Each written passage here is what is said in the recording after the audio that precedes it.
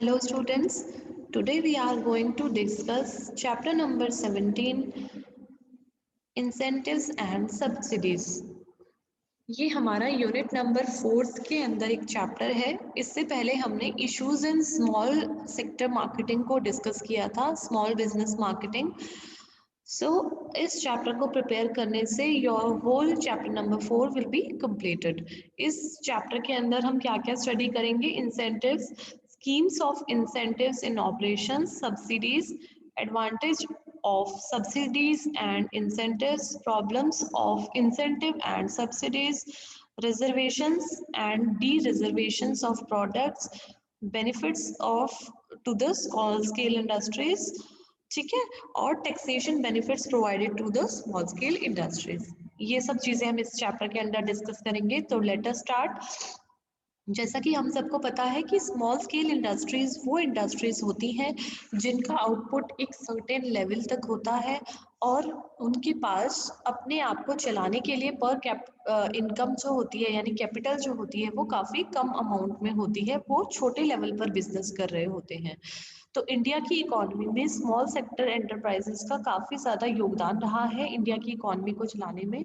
हम ये मानते हैं कि जो मैन्युफैक्चरिंग होती है उसका लगभग 40% जो आउटपुट प्रोड्यूस होता है वो स्मॉल स्केल इंडस्ट्रीज के द्वारा प्रोड्यूस किया जाता है। ठीक है, जो भी हमारे इंडिया के अंदर प्रॉब्लम्स हैं, मेजर प्रॉब्लम्स जैसे कि पॉवर्टी हो गया, एम्प्लॉयमेंट हो गया, ठीक है, रूरल डेवलपमेंट हो गया, रीजनल बैलेंसेस लाना हो गया, तो इन सब प्रॉब्लम्स को इरेडिकेट करने में, सॉल्व करने में स्मॉल स्केल यूनिट्स का काफ़ी अधिक योगदान रहा है इंडिया के अंदर। ठीक है, तो पहले इन स्मॉल स्केल इंडस्ट्रीज की तरफ काफ़ी ध्यान नहीं दिया जाता था। इन्हें लार्ज स्केल इंडस्ट्रीज के साथ compete करना पड़ता था, फॉरेन मार्केट्स में compete करना पड़ता था, तो इनकी ग्रोथ जो है वो उस हद तक नहीं हो पाती थी। यानी कि इनको प्रॉपर सब्सिडीज, इंसेंटिव्स नहीं मिलते थे, जिससे ये ग्रोथ नहीं कर पाते थे। गवर्नमेंट के द्वारा भी इन पर बहुत अधिक ध्यान नहीं दिया जाता था। लेकिन 1991 में जब न्यू इंडस्ट्रियल पॉलिसी आई तो उसके अंदर जो स्मॉल इंडस्ट्रीज हैं उनके ऊपर काफ़ी अधिक ध्यान दिया गया। उन पर से उन्हें बहुत सारी सब्सिडीज प्रोवाइड की गई, बहुत सारे उन्हें टैक्स एग्जम्पशंस दिए गए। जैसे कि उन एक है कि उन्हें एग्जम्पशंस फ्रॉम एक्साइज ड्यूटी दिया गया। तो 1991 में जो स्मॉल स्केल इंडस्ट्रीज थी, इनकी ग्रोथ के ऊपर, इनके पेनल्टीज के ऊपर काफ़ी ज़्यादा वेव ऑफ किया गया। 1991 में न्यू इंडस्ट्रियल पॉलिसी में ये कहा गया कि small scale industries equal competitive in comparison with large scale industries, यानी उनका भी उतना ही अच्छा योगदान है जितना कि बड़ी एक उद्यमी फर्म्स का योगदान रहता है। तो इनको भी अगर प्रॉपर सब्सिडी, प्रॉपर इंसेंटिव्स या प्रॉपर ग्रोथ की अपॉर्चुनिटीज मिलेंगी तो स्मॉल स्केल इंडस्ट्रीज भी काफ़ी अधिक रोल प्ले करेंगी इंडिया की इकोनॉमी को स्ट्रेंथन बनाने में। Next is your incentives. क्या होते हैं इंसेंटिव्स के अंदर? कंसेशन, सब्सिडीज और बाउंटीज को इंक्लूड किया जाता है। ये फाइनेंशियल और नॉन फाइनेंशियल दोनों फॉर्म में हो सकता है। ठीक है, ये किस लिए दिया जाता है? ताकि बिजनेस की ग्रोथ को इंक्रीज किया जा सके, उसे इंकरेजमेंट मिले कि वो और अधिक प्रोडक्शन एक्टिविटी में और अधिक अच्छी एफिशिएंसी के साथ काम करे। ठीक है, अब बाउंटी क्या होता है? बोनस या फाइनेंशियल असिस्टेंस होती है जो कि एक गवर्नमेंट के द्वारा एक इंडस्ट्री को दी जाती है उसके आउटपुट को ध्यान में रखते हुए। ठीक है, ये क्या है कि एक पर्टिकुलर इंडस्ट्री के ऊपर दिया जाएगा, लेकिन जो सब्सिडी होती है वो नेशन को ध्यान में रखकर दी जाती है, यानी नेशन में उस टाइप की और कितनी इंडस्ट्रीज है वो ध्यान में रख के दी जाती है। और जो बाउंटी है वो ये ध्यान में रख के दी जाती है कि पर्टिकुलर इंडस्ट्री को कितना बोनस और कितनी सहायता की आवश्यकता है। सो बेसिकली जो इंसेंटिव्स होते हैं वो कंसेशनल रेट होते हैं, एग्जम्पशंस होती हैं उस फॉर्म में, ताकि कोई जो ऑर्गेनाइजेशन है अगर वो लार्ज स्केल इंडस्ट्रीज के कंपैरिजन में उसके पास रिसोर्सेज कम हैं तो वो अपने आप को इक्वली डेवलप करने की उसको अपॉर्चुनिटीज मिले। Next is your subsidy. Subsidy क्या होता है? सब्सिडी एक सिंगल लमसम अमाउंट होता है जो गवर्नमेंट के द्वारा किसी इंडस्ट्री को प्रोवाइड किया जाता है, जो कि एक इंडस्ट्री को प्रोवाइड किया जाता है जो हमारे नेशन के लिए अच्छी इम्पोर्टेंट की यानी इम्पोर्टेंस है उस इंडस्ट्री की, उसे प्रोवाइड किया जाता है ताकि वो इंडस्ट्री जो है वो लॉकडाउन उसमें ना हो और वो इंडस्ट्री अच्छे से ग्रोथ करे और अपना योगदान इंडिया की इकोनॉमी को स्ट्रॉन्ग बनाने में प्रोवाइड करे। तो यानी सब्सिडी एक लमसम अमाउंट होता है जो ऐसी इंडस्ट्री को दिया जाएगा जो कि इंडिया की इकोनॉमी के लिए महत्व रखती है और इंडिया की इकोनॉमी को स्ट्रॉन्ग बनाने में काफ़ी ज़्यादा मदद कर सकती है। ठीक है?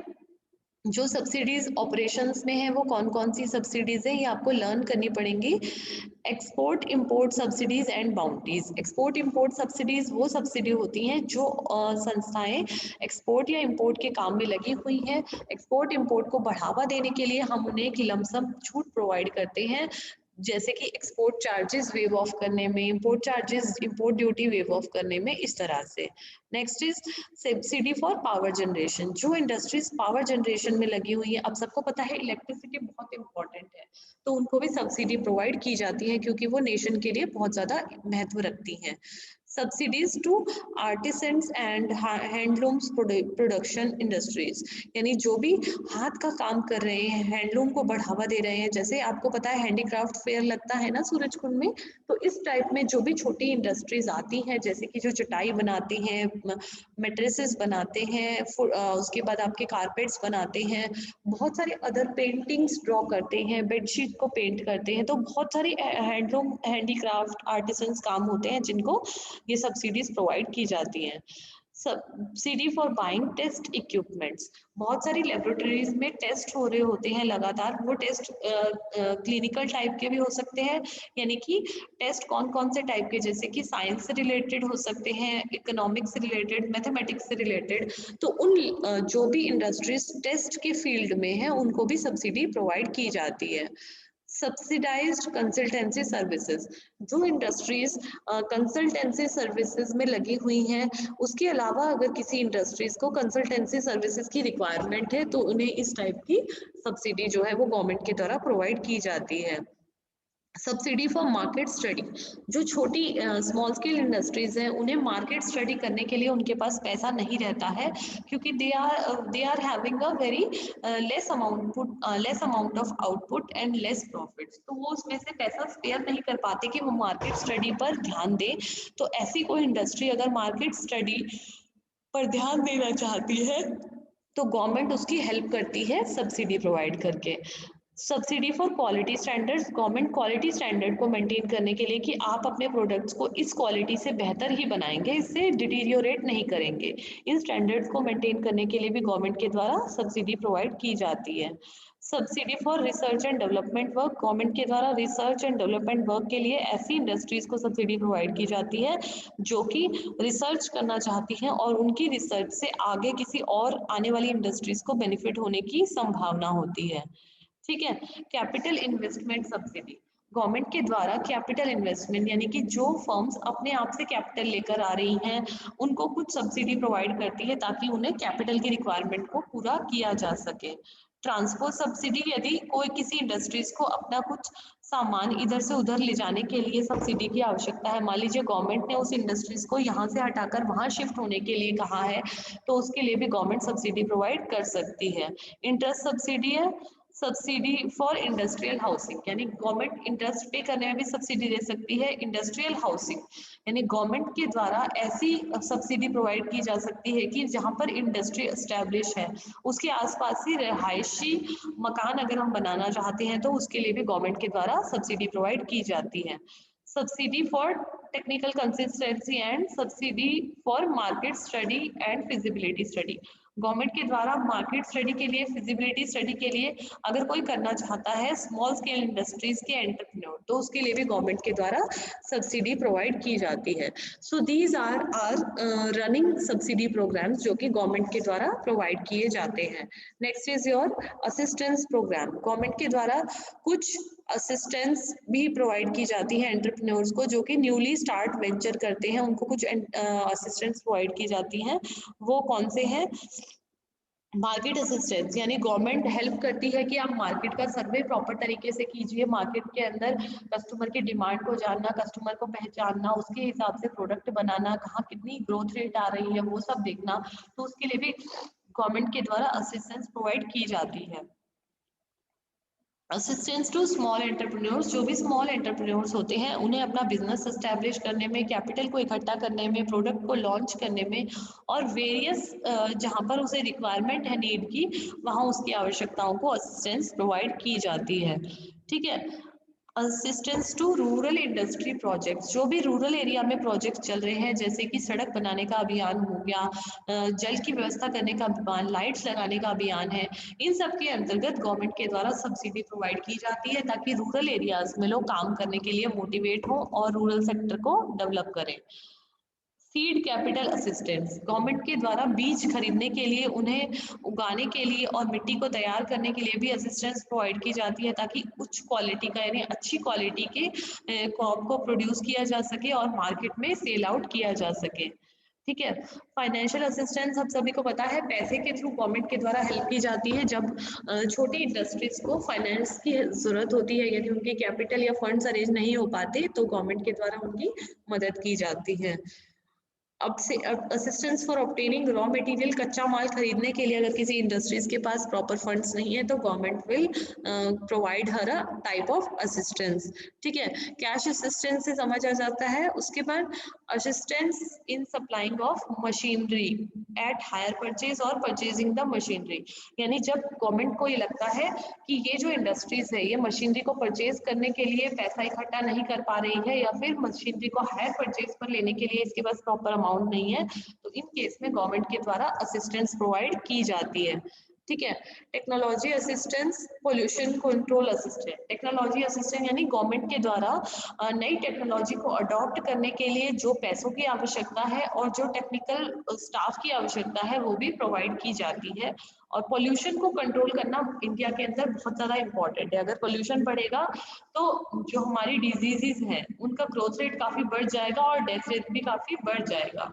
तो पोल्यूशन को कंट्रोल करने के लिए गवर्नमेंट के द्वारा फंड्स अवेलेबल कराई जाती हैं और उन फंड्स से पोल्यूशन को कंट्रोल करने की प्रॉपर यूटिलाइजेशन का रिकॉर्ड रखा जाता है। नेक्स्ट हमारा क्या आता है, एडवांटेजेस ऑफ सब्सिडीज और इंसेंटिव्स। क्या क्या एडवांटेजेस होती है, हमने देखा अब तक कि सब्सिडी क्या होती है, इंसेंटिव्स क्या होते हैं, कौन कौन सी सब्सिडी करंट में रनिंग है और कौन कौन सी असिस्टेंस जो है वो गवर्नमेंट के द्वारा आजकल प्रोवाइड की जा रही है।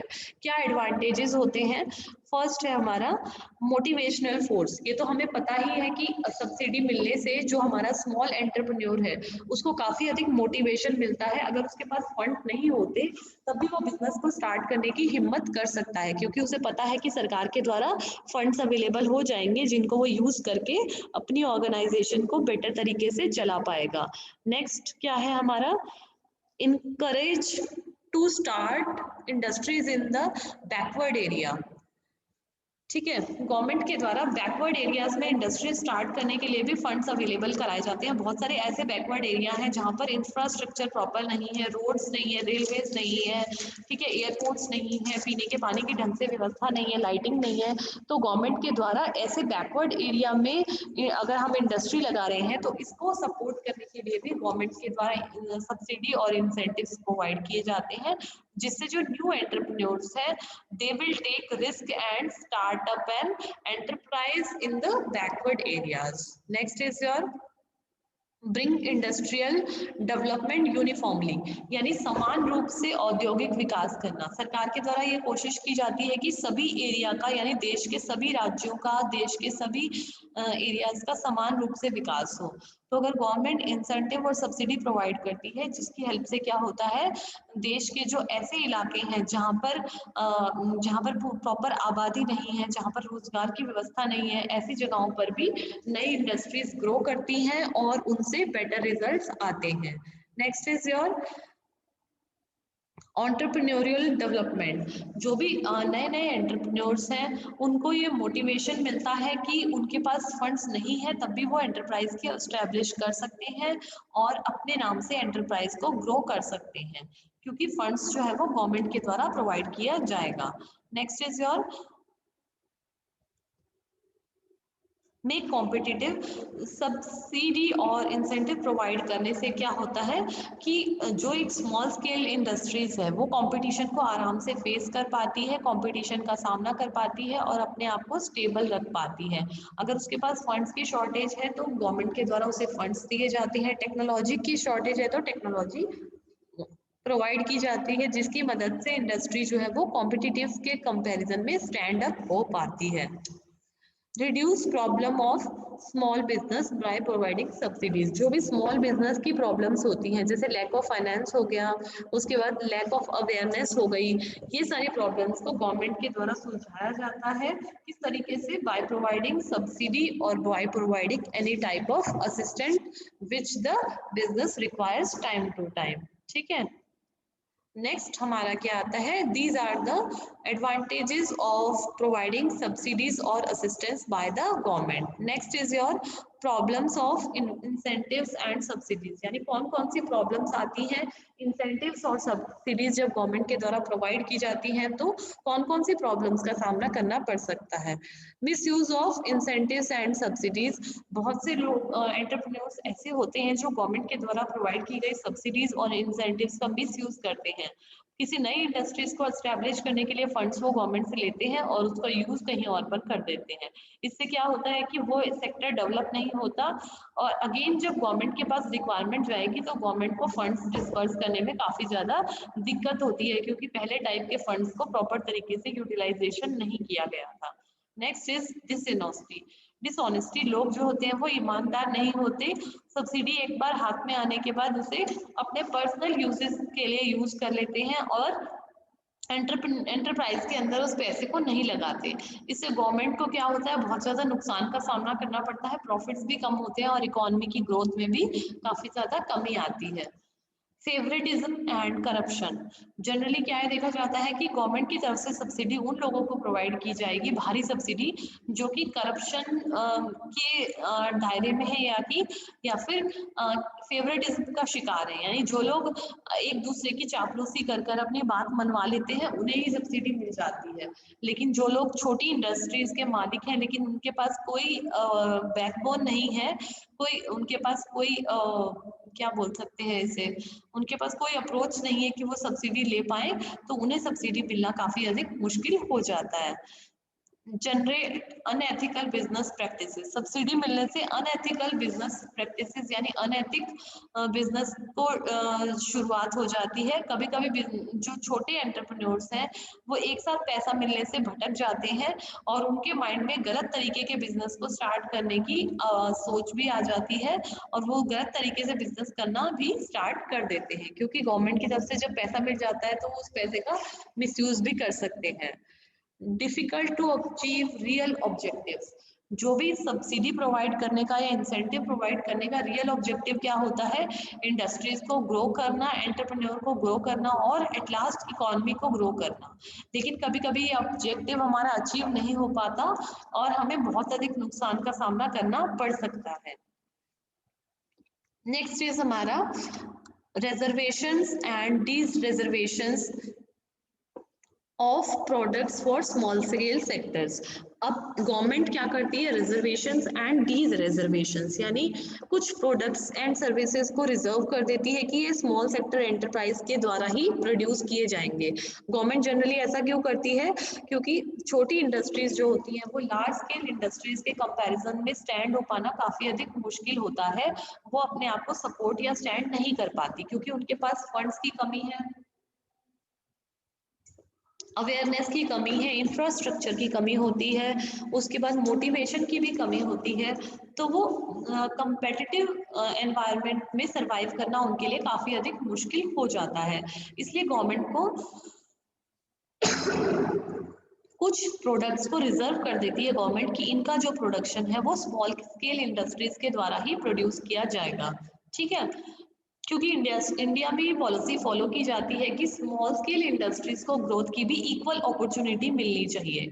इसीलिए गवर्नमेंट क्या करती है? रिस्ट्रिक्शन लगा देती है for the production of some items by the small scale industries. ठीक है, अब क्या होता है, जो कि एक तरह से प्रमोशनल मेजर है, यानी ताकि स्मॉल स्केल इंडस्ट्री के द्वारा प्रोड्यूस किए जाने वाले माल की डिमांड को बढ़ाना और लार्ज स्केल इंडस्ट्रीज के कंपैरिजन में उन्हें सहायता प्रदान करना।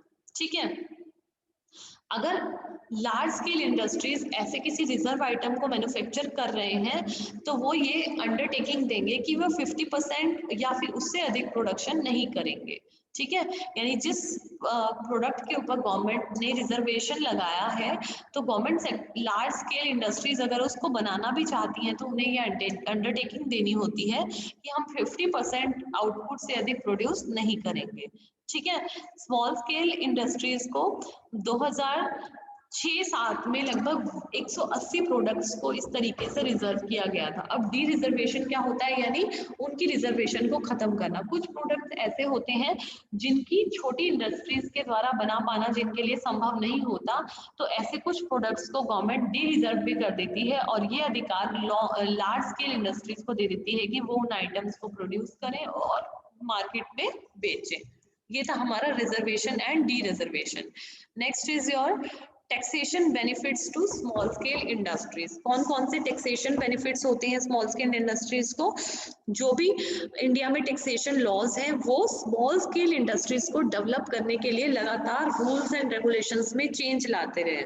ठीक है, ये दो तरीके से इन्हें बेनिफिट्स प्रोवाइड करते हैं। फर्स्ट है taxation benefits to small scale industries under income tax act 1961 और taxation benefits to small scale industries under central excise. ठीक है, एक तो इनकम टैक्स अथॉरिटी के 1961 के तहत जो उन्हें टैक्सेशन प्रोवाइड की जाती है और दूसरा एक्साइज के द्वारा उन्हें जो सेंट्रल एक्साइज के द्वारा जो उन्हें सुविधा प्रदान की जाती है। ठीक है, अब वो कौन कौन से होते हैं जो कि टैक्सेशन बेनिफिट उन्हें मिलते हैं टैक्सेशन एक्ट 1961 के तहत। ठीक है, कोई भी जो एंटरप्रेन्योर है वो नया नया एंटरप्राइज के अंदर आ रहा है, उसके लिए ये जानना बहुत जरूरी है कि उसे कौन कौन से टैक्स अथॉरिटी के द्वारा बेनिफिट प्रोवाइड किए जाते हैं, तभी वो उनका बेटर तरीके से यूज कर पाएगा। ठीक है, फर्स्ट क्या है हमारा इन्वेस्टमेंट अलाउंस। इन्वेस्टमेंट अलाउंस जो होता है वो किसी भी नई मशीनरी या किसी भी नई जो हमारा प्लांट एंड मशीनरी है उसको अक्वायर करने के 25% तक गवर्नमेंट से वो प्रोवाइड कर सकती है। यानी जब भी हम कोई नई मशीनरी को अक्वायर करना चाहते हैं, इंस्टॉलेशन करना चाहते हैं, तो 25% तक हमें अलाउंस मिल सकता है।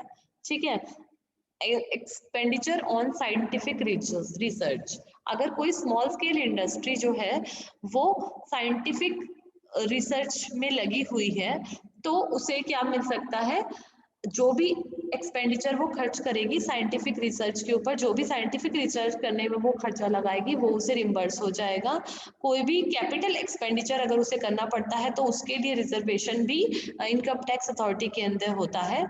ठीक है, जो भी साइंटिफिक एसोसिएशन को किसी रिसर्च करने के लिए कोई पैसा पे किया गया है वो भी टैक्स अथॉरिटीज के द्वारा रिइम्बर्स कर दिया जाता है। ठीक है, लेकिन हमें ये अंडरटेकिंग लेनी होती है कि वो रिसर्च जो है साइंटिफिक तरीके से की गई है और प्रॉपर तरीके से अनबायस तरीके से वो हुई है।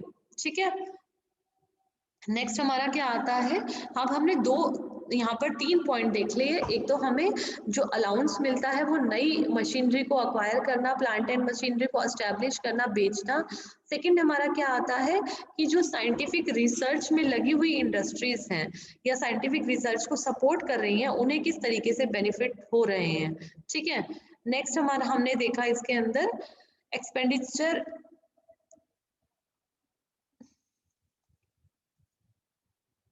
साइंटिफिक रिसर्च को करने में किस तरीके से हमें बेनिफिट आता है।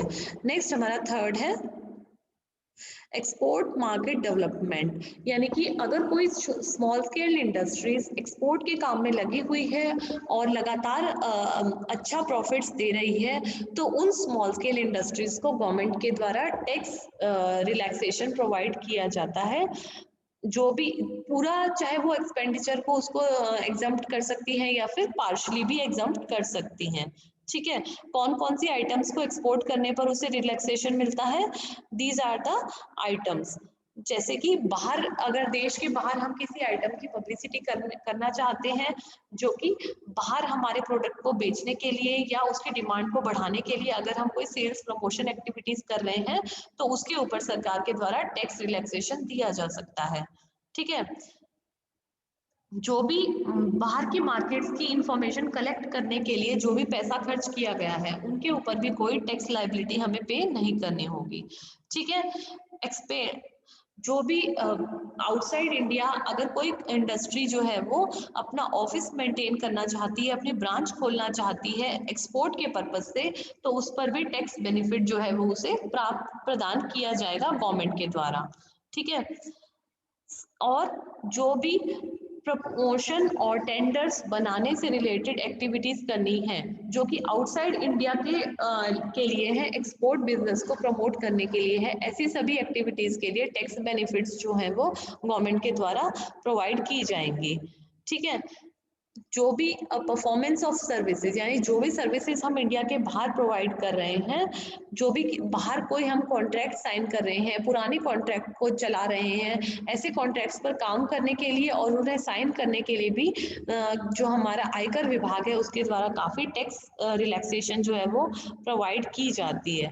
ठीक है, so these are tax benefits provided by the, यानी कि जो ऐसी स्मॉल स्केल इंडस्ट्रीज जो कि भारत से बाहर अपने प्रोडक्ट को बनाना, बेचना या फिर भारत से बाहर मार्केट सर्वे करने में इंटरेस्टेड है, एक्सपोर्ट के काम में लगी हुई हैं, उन्हें ये बेनिफिट्स जो है वो प्रोवाइड किए जाते हैं। Next is tax holidays. जो भी नई इंडस्ट्रीज हैं, अगर उनका 6% तक प्रॉफिट है तो वो कुछ जो कि जिस ईयर में उसने अपना यूनिट की मैन्युफैक्चरिंग स्टार्ट की है, अगर 6% तक उसका प्रॉफिट है तो वो टैक्स देने से एग्जम्प्ट होती है, तो इसको हम टैक्स हॉलीडे भी कह सकते हैं। ठीक है, डेप्रिसिएशन, जो भी स्मॉल स्केल इंडस्ट्रीज होती हैं वो डेप्रिसिएशन के बेनिफिट्स भी ले सकती हैं। ठीक है, buildings, furniture, plant and machinery, fixtures के ऊपर डेप्रिसिएशन लेती हैं, लगता है तो डेप्रिसिएशन के लिए भी टैक्स बेनिफिट वो ले सकती हैं। प्रिस्क्राइब्ड रेट्स, ये रेट्स आपको लर्न करने होंगे। ठीक है, amortisation on certain plant and machinery, जैसे कि हमारे पास कुछ पुरानी प्लांट एंड मशीनरी हैं, बिल्डिंग्स हैं, उनको अगर हम जो राइट ऑफ करना चाहते हैं तो उनको राइट ऑफ करने के संबंध में भी जो खर्चा होता है उसके ऊपर टैक्स रिलैक्सेशन हमें मिलता है। ठीक है, जो भी बैकवर्ड एरिया के अंदर हमारे प्लांट एंड मशीनरी एस्टैब्लिश हैं, उनको अगर हम रेनोवेट करना चाहते हैं, उनको सेटअप करना चाहते हैं, तो उसके संबंध में भी हम टैक्स बेनिफिट्स जो हैं प्राप्त कर सकते हैं। ठीक है, पब्लिकेशंस ऑफ बुक्स, जो भी ऐसी इंडस्ट्री, स्मॉल स्केल इंडस्ट्री जो कि ऐसे काम में एंगेज है कि पब्लिकेशंस ऑफ बुक्स वो कर रही है, यानी बुक्स की पब्लिकेशन के काम में लगी हुई है, वो 20% ऑफ प्रॉफिट और गेन्स जो उसका वो टैक्स फ्री होगा। ठीक है, यानी बुक्स की पब्लिकेशन में लगे हुए हैं, डेप्रिसिएशन वाले अमाउंट में, अमोर्टाइजेशन ऑफ ओल्ड प्रॉपर्टी है, प्लांट एंड मशीनरी है, उन केसेस में जो लगी हुई हैं फर्म, स्मॉल स्केल इंडस्ट्रीज, उन्हें गवर्नमेंट के द्वारा टैक्स बेनिफिट्स जो है वो प्रोवाइड किए जाएंगे। Next is your amalgamation of 6 units and purchase of properties. जो भी इनकम टैक्स अथॉरिटीज होती हैं वो ऐसी इंडस्ट्रीज के अमलगमेशन को टैक्स फ्री कर देती हैं जो कि सिक हो चुकी हैं और जिनको फिर से रिन्यूअल के लिए प्रोग्रेस स्टार्ट किया जा रहा है, यानी सिक इंडस्ट्रीज को अपने साथ मिलाना। तो ऐसी एक्टिविटीज के में जो भी हमारी कैपिटल गेन होगी उसको टैक्स फ्री बना दिया जाता है, रिलैक्स कर दिया जाता है। ठीक है, रिहेबिलिटेशन अलाउंस प्रोवाइड किया जाता है ऐसी इंडस्ट्रीज को जो कि जिनका बिजनेस डिसकंटिन्यू हुआ है किसी नेचुरल क्लाइमेटी की वजह से, जैसे अर्थक्वेक आ गया, दंगे हो गए, उसके बाद फ्लड्स आ गए, बाढ़ें आ गई, युद्ध हो गए। ठीक है, और उसके बाद कुछ ऐसी अनसर्टेन कंडीशंस हो गई जिन्हें रोक पाना काफी अधिक मुश्किल है, जैसे आर्मी अटैक्स हो गए, इस तरीके से। प्रॉफिट्स एंड गेन्स, जो कि जो भी उनके प्रॉफिट्स एंड गेन्स उन्हें हुए हैं 2005-6 के बाद, उनके ऊपर वो रिलैक्सेशन क्लेम कर सकती हैं। ठीक है, अगर वो पहले 10 सालों में उसको प्रॉफिट गेन हुआ है तो वो 30% तक डिडक्शन को है क्लेम कर सकती है। ठीक है, अगर वो कोऑपरेटिव सोसाइटी है तो वो 25% से रिलैक्सेशन क्लेम कर सकती है 10 सालों तक। ठीक है, इस तरीके से उनको वो अपनी रिलैक्सेशन जो है इनकम टैक्स अथॉरिटी से ले सकते हैं। Next is taxation benefits to small scale industries under central excise.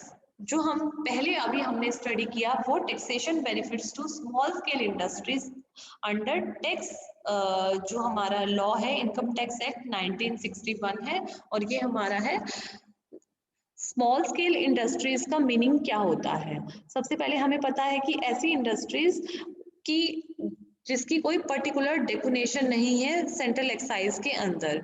ठीक है, उसको कुछ बेनिफिट्स और कुछ रिलैक्सेशन जो है वो सेंट्रल गवर्नमेंट के द्वारा प्रोवाइड की जाती हैं। 8 नोटिफिकेशन नंबर 8/2003 के द्वारा ऐसी इंडस्ट्रीज जो कि फाइनेंशियल ईयर जो पुराने फाइनेंशियल ईयर में जिसका टर्नओवर 4 करोड़ से कम रहा है उन्हें हम स्मॉल स्केल इंडस्ट्रीज के नाम से जानते हैं। अगर मान लीजिए 2008-9 में आपका जो आउटपुट था, आपका जो टर्नओवर था किसी इंडस्ट्रीज का वो 3.8 करोड़ था, तो वो 2009-10 वाले आने वाले साल में अपनी रिलैक्सेशन को एग्जम्पशंस को क्लेम कर सकती है। लेकिन 2008-9 में अगर आपका जो टर्नओवर है वो 4.5 करोड़ है तो आप 2009-10 में एग्जम्पशंस और जो सब्सिडीज है उसको क्लेम आप नहीं कर पाओगे। तो लॉ क्या है कि 2005-6 के बाद यदि कोई स्मॉल स्केल इंडस्ट्रीज जिसका टर्नओवर 4 करोड़ या उससे अधिक है तो वो सब्सिडी और अलाउंसेस के लिए एग्जम्पशंस के लिए एलिजिबल नहीं होगी पुराने वाले साल में। लेकिन अगर कोई इंडस्ट्रीज पुराने वाले साल में जिसका टर्नओवर 4 करोड़ से कम है तो वो आने वाले साल में एग्जम्पशंस को क्लेम कर सकती है।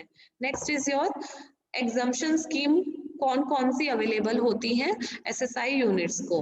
फर्स्ट क्या है, फुल एग्जम्पशन ऑफ 150 लैक्स की फुल एग्जम्पशन को क्लेम कर सकती है और उसके बाद नॉर्मल ड्यूटीज को वो पे करेगी। ठीक है, और सेनवेट ड्यूटी भी उसे पे करनी पड़ेगी जब तक कि वो 150 करोड़ के टर्नओवर तक ना पहुंच जाए, 150 लाख के। ये March 1, 2003 का नोटिफिकेशन है उसके हिसाब से। नेक्स्ट हमारा क्या है, एग्जम्पशन स्कीम 2 क्या है, जो भी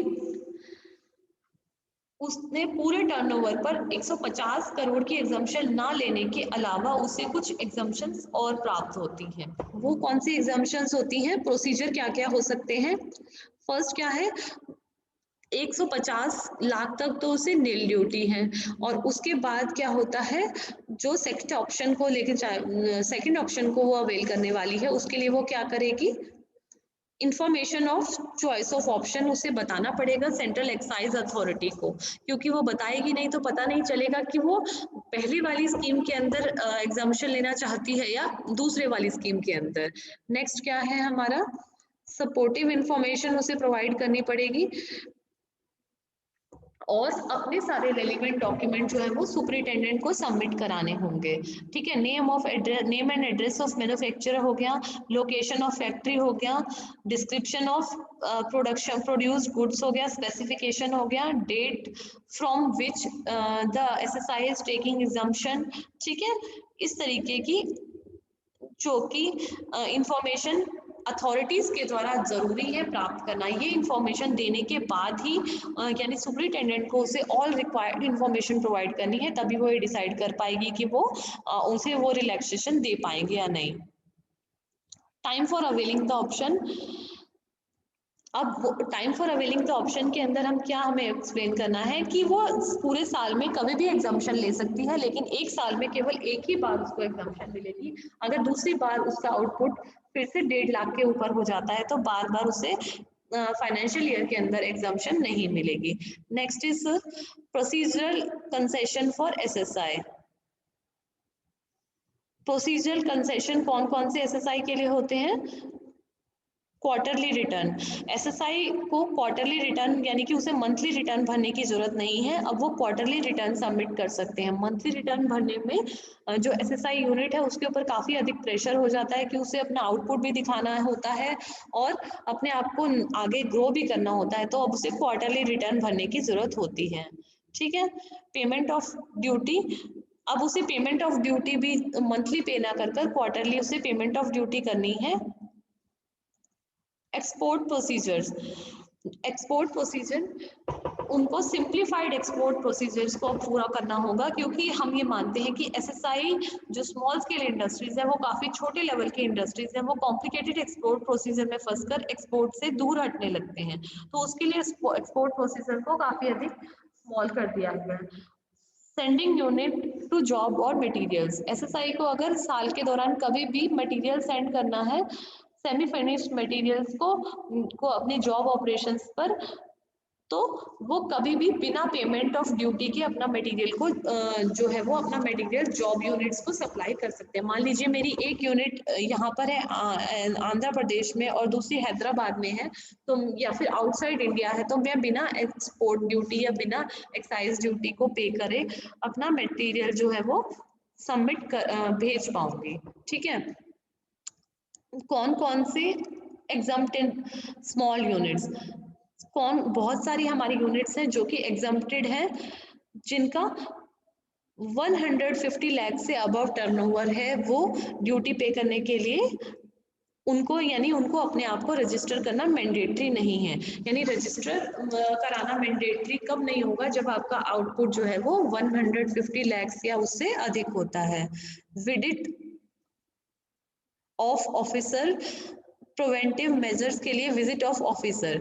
ठीक है, जब भी एसएसआई यूनिट में किसी ऑफिसर का विजिट होगा तो वो प्रायर परमिशन के साथ होगा, कमिश्नर के साथ होगा, उनको अपने रेलिवेंट डॉक्यूमेंट्स एंटर करने होंगे और जो भी एसएसआई यूनिट है उसको प्रॉपर तरीके से अपना रजिस्टर या रिकॉर्ड मेंटेन करना होगा कि कौन विजिट किया, किसके द्वारा क्या रिपोर्ट सबमिट की, तो इस तरीके से अपनी रिपोर्ट जो है वो उन्हें सबमिट करनी होगी। ऑडिट,